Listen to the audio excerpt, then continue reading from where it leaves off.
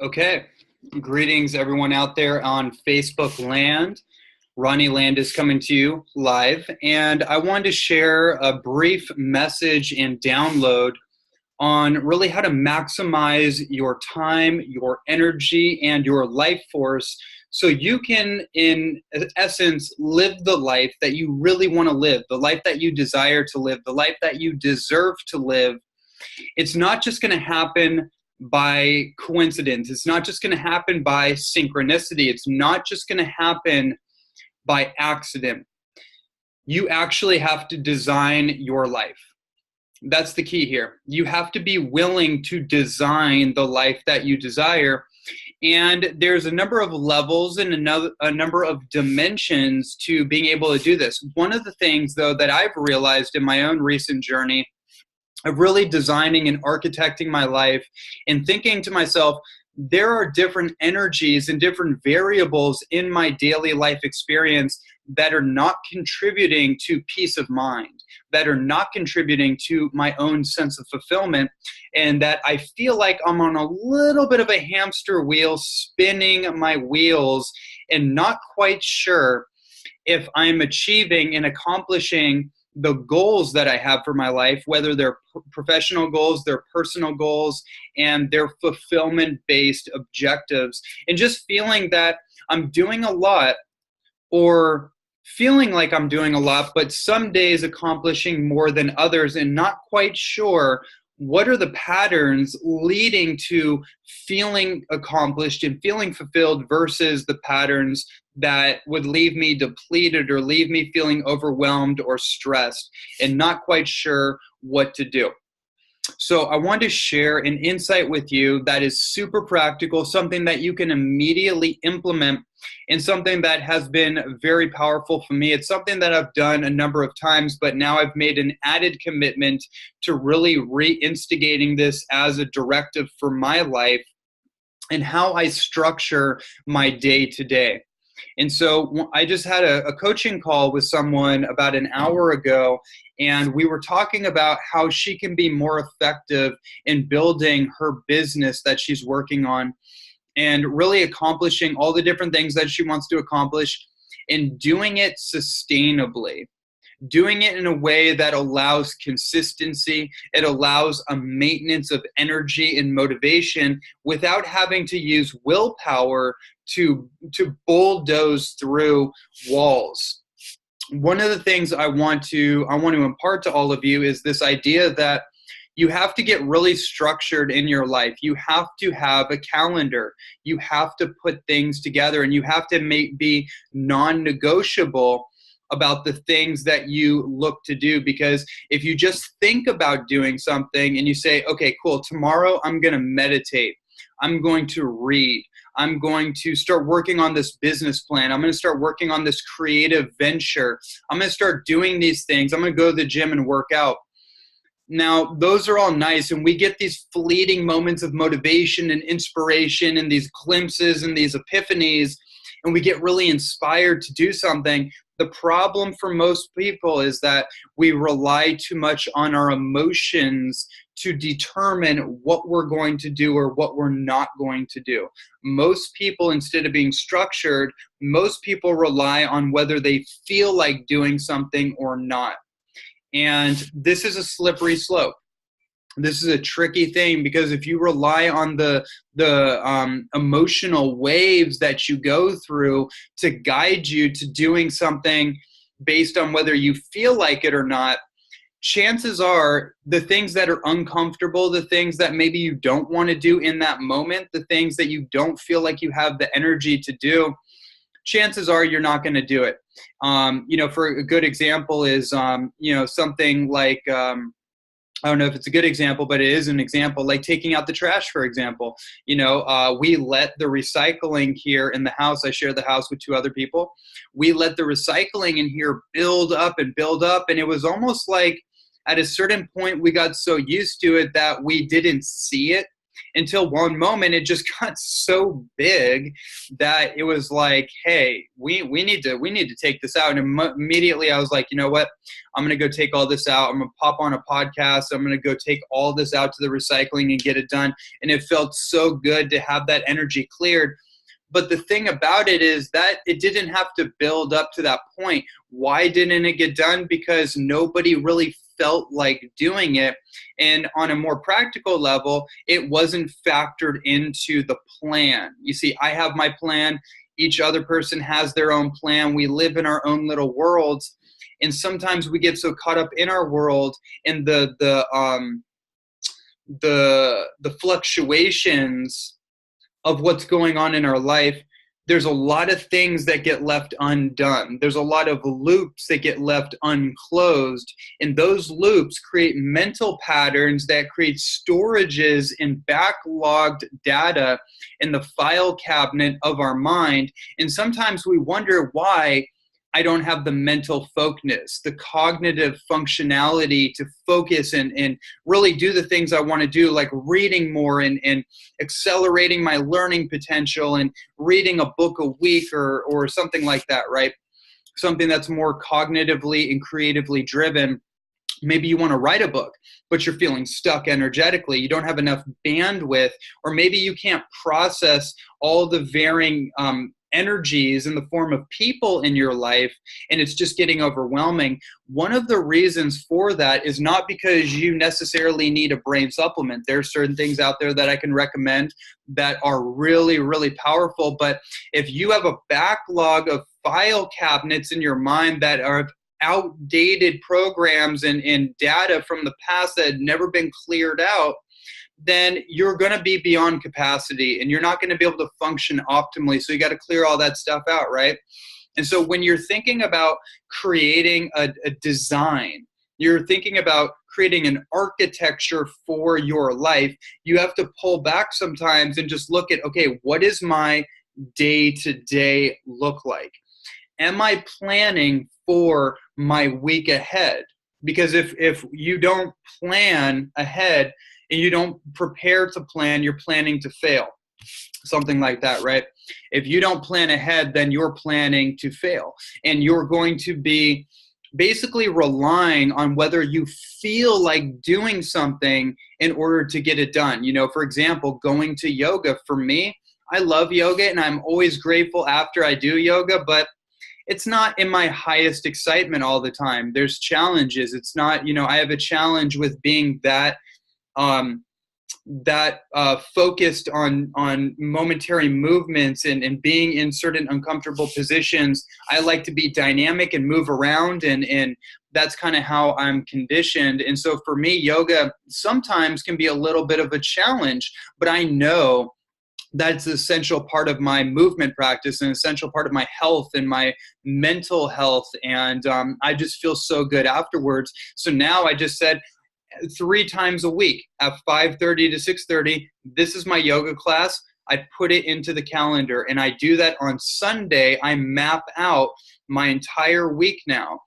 And I have when I wake up in the morning, I have my meditation, 30 minutes. It's right there. Right after that, I either have going to the gym to do a weight workout, or I have 30 minutes of minimum 30 minutes of reading.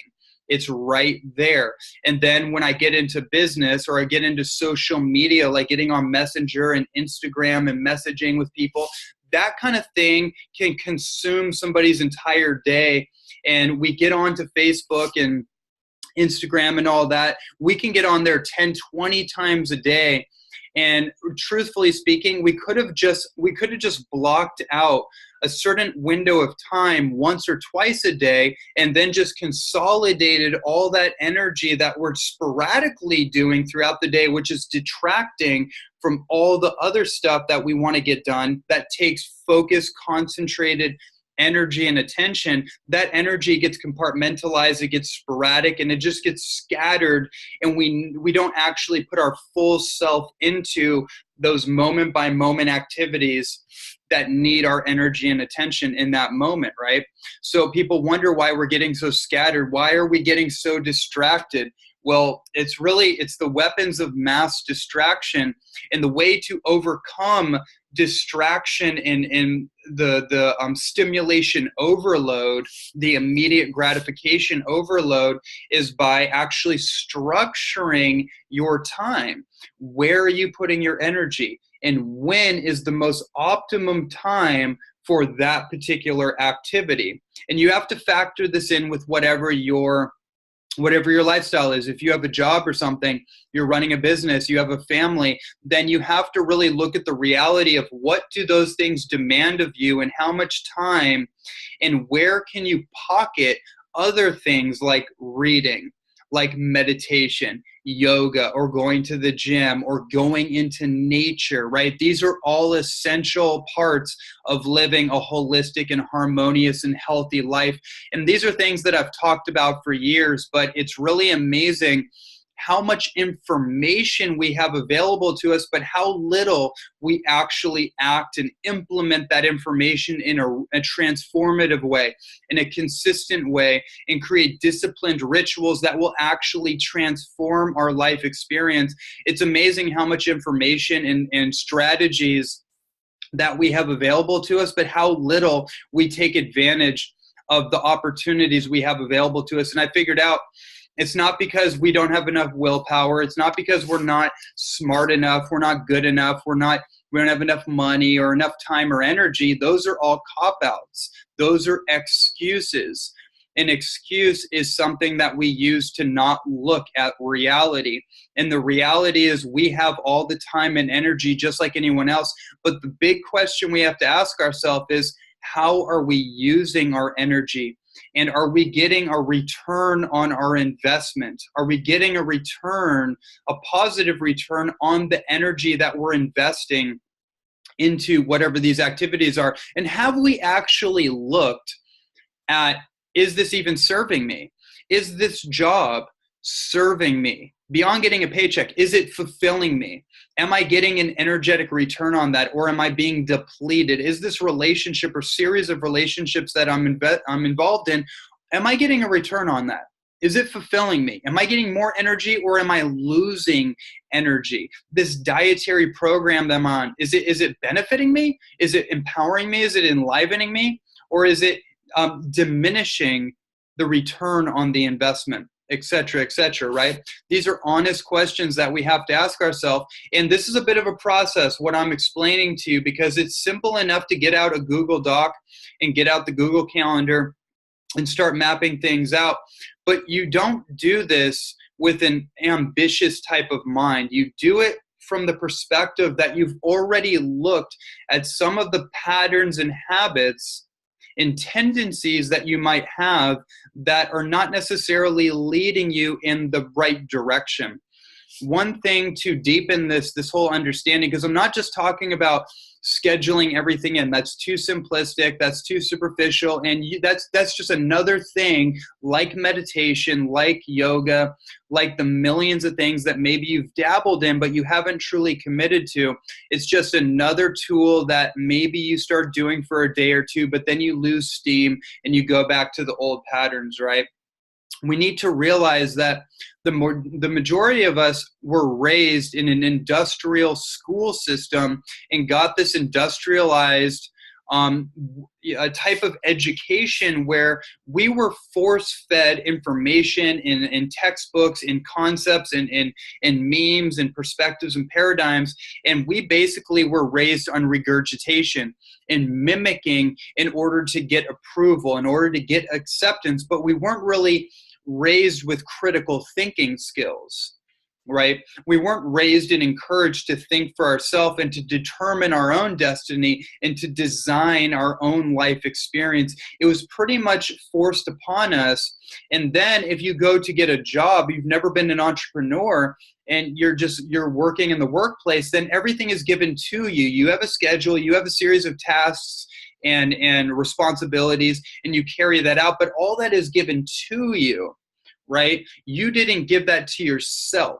You didn't have to discipline and instill the habits and the mindset and the emotional habits that actually allow you to be the master of your destiny and be the grand designer of your life experiences. For some people, this is going to be a bit of a shift. And the reason people don't commit to what they say they want to do is because they have old software programs that are based in that old model, that old industrial school system education model, the employee perspective, the employee reality, where somebody else is telling you what to do and you just do it and it's easy. Right? So being an entrepreneur or being a self-directed human is not necessarily easy, but whether it's easy or not is aside from the point. The point is you can control your destiny, and you can start doing that by you can start designing your life experience and the trajectory of your life and all the things that you want to accomplish and achieve by focusing in on the day. Focusing in on one day at a time. So if you take today, it's Monday, or it's Monday, right? It's Monday. If you take today, take 30 minutes to go over your schedule and look at, okay, what does the perfect type of day look like? What is the type of day that allows me the freedom to do my mental exercise, reading something that stimulates me intellectually, gets me to think about something new, or listening to a podcast maybe? What is my movement practice going to be that allows me to move my body in a particular way that's healthy and nurtures me, right? Nature, getting into nature. How can I fit getting into nature for 30 minutes or an hour? How can I slide that into my day?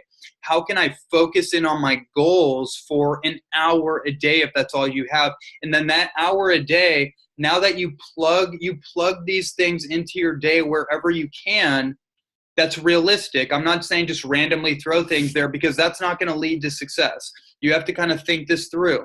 Where am I most optimized at that particular time of day energetically? Where do I feel my best?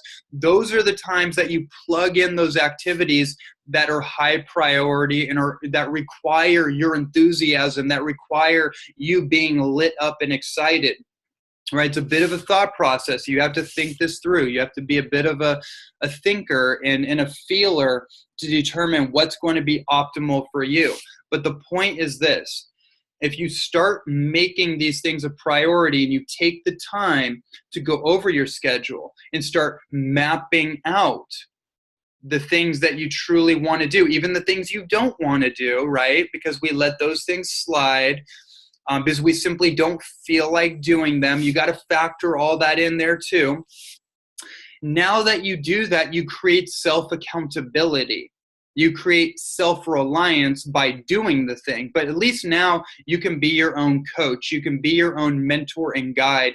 You can start becoming self-accountable. And as you start doing the things and following it out and being consistent, being committed, then you develop what's called self-reliance. You're no longer reliant on institutions and organizations and corporations and government bodies and all these different things that we rely upon, that's basically destroying the planet, and it's destroying people's ability to think for themselves and create the life that they want. They're externally reliant.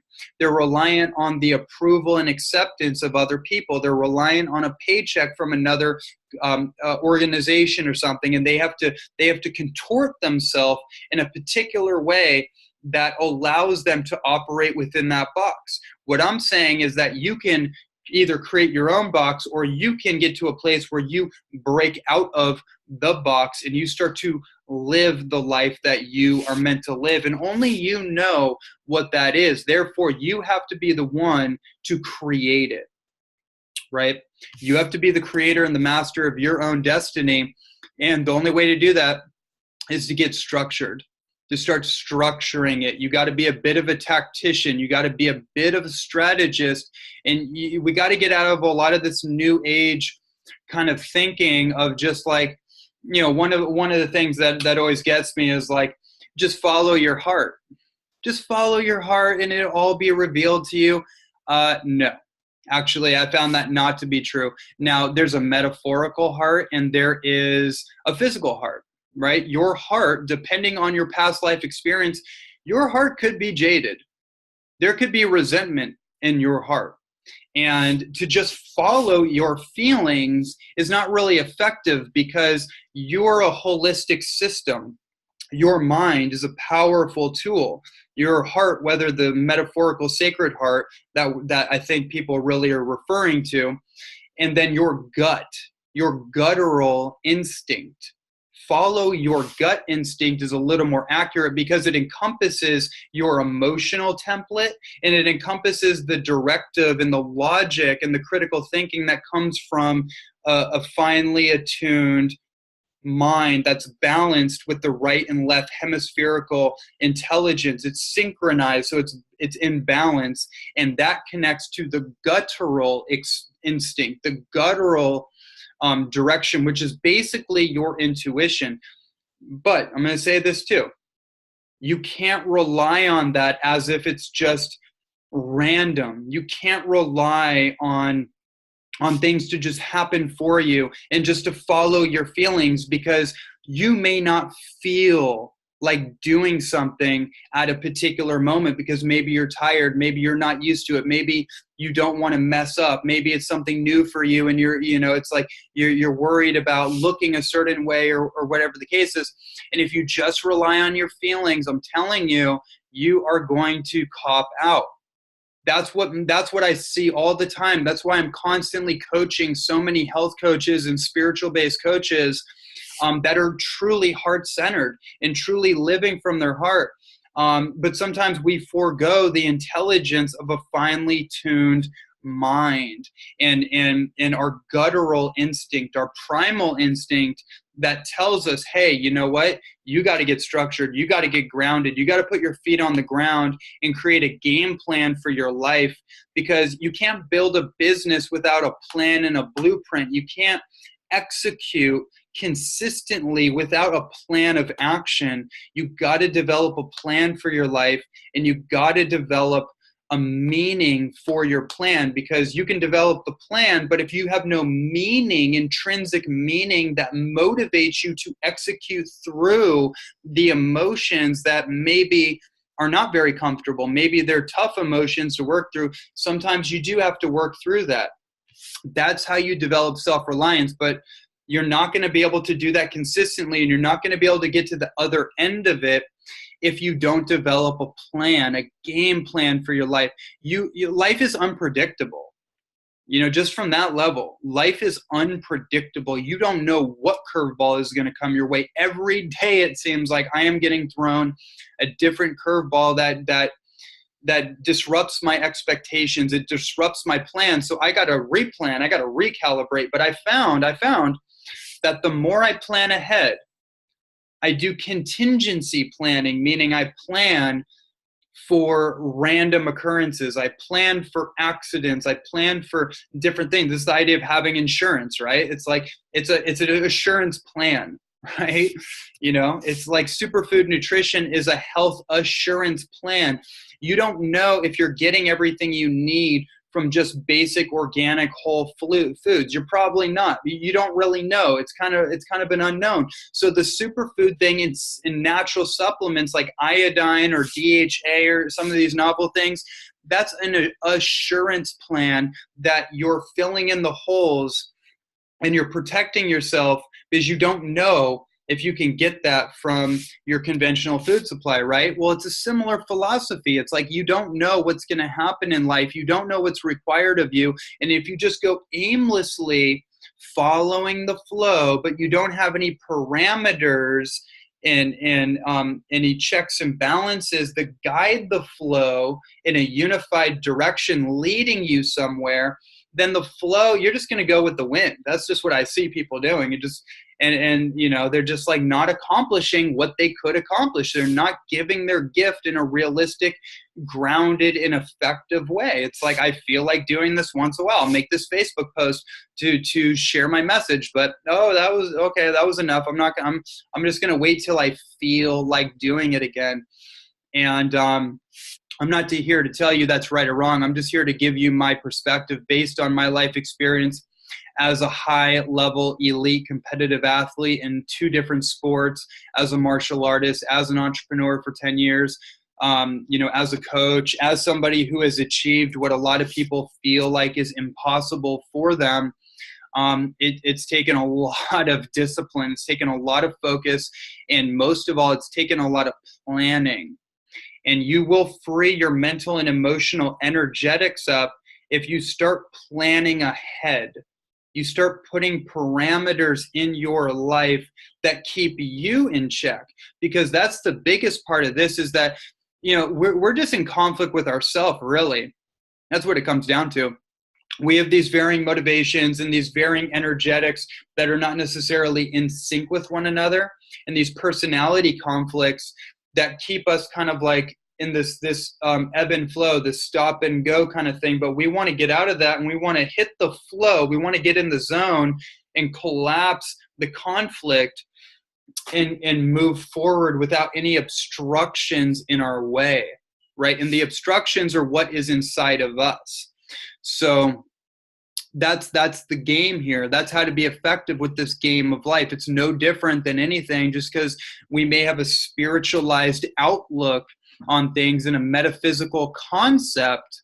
But the metaphysicians and the mystics and the alchemists were some of the most structured and mathematical and scientifically grounded individuals in the world. You think of Leonardo da Vinci or Paracelsus or Hippocrates or the great philosophers of our world history, the people that we refer as prophets and teachers and messengers of the divine. Gotta tell you, these were some of the most committed, disciplined, and structured, system-based human beings even in the world, even if it looked like they weren't. I'm going to let you in on a little secret here as we close this out. There's a paradox to this, because creating structure ultimately creates freedom. Discipline equals freedom. The lack of discipline dispels freedom, or it does not allow true freedom. Wandering around the Hawaii island with no rudder and just hopping from beach to beach, or whoever will let you sleep on their couch, that's not freedom, my friends. That is the absence of freedom. Freedom is being able to do what you want, when you want to do it, with whom you want to do it, whenever you want to do it. And that sounds like what I just mentioned. That's what a lot of people think, is like, well, I'm just going to do whatever I want, whenever I want. But if you are really authentic, and you are really in your heart, and you are really in your spirit about that, wouldn't that also presuppose that you were on some type of mission, and you were actually putting things into place, and you were building and creating, and in that creative process, and giving your gift, and actually making a grounded contribution in the planet, right? Wouldn't, we have these things, we have a lot of different aspects in our physical reality that require critical thinking, and they require structure and systems. And here's the thing, with our online world, you can actually create automation systems that do free you up. But the paradox is that in order for the systems to work for you, you have to work to create the system, right? You have to do a little bit of that groundwork to put the system in place, and then you have more time to play. But if you only play and you put off the work and you put off the uncomfortable things, and you just put those to the side as if they don't exist or they're not important, then, it's not real, because you're going to have these unclosed loops in the backlog of your mind. And that's your higher self trying to tell you, hey, there's reality here. There's things that you have to deal with. There's unresolved, unclosed loops that you have to close. And there's responsibilities that you have as a physical incarnate on this planet. It's not just a free ride. You got work to do. So you got to actually earn your play. And so what I've devised is just, scheduling it all ahead of time. If you want to play, great, put it into the schedule. Where would it be best to play? Well, I like to play in between or after my day because I feel like I earned it. And then I'm freed up to fully be in that essence. When I want to read or meditate, I like to do that in the morning. I like to prime my mind and prime my body before I get into work-based stuff. I don't like to do that right away because it doesn't fill me up. Because I don't know what's going to happen when I get onto Facebook. I don't know what's going to happen when I open up my phone. That's why I have it on airplane in the morning, because I don't know what kind of texts and stuff are going to take my attention. So I have to discipline myself to put that in a concentrated hour around 10 or 11 a.m. so I can focus my full attention on the priorities for my morning. And I know what those priorities are because I have scheduled it ahead of time. So hopefully that was helpful for all of you. I hope that was super useful. You get a lot of value out of it. And you can immediately start putting this into practice by getting out your calendar, mapping out the rest of your week, and start making a ritual of this on Sunday. Mapping out, what does this week look like? What are my tasks? What are the obligations? What are the things I have to get done? What are the things I want to do? And what are the habits and patterns that I want to replicate, I want to duplicate long term, like the meditation, the yoga, and the working out and the reading, etc., etc. All right, that was my message for the day. And that's it.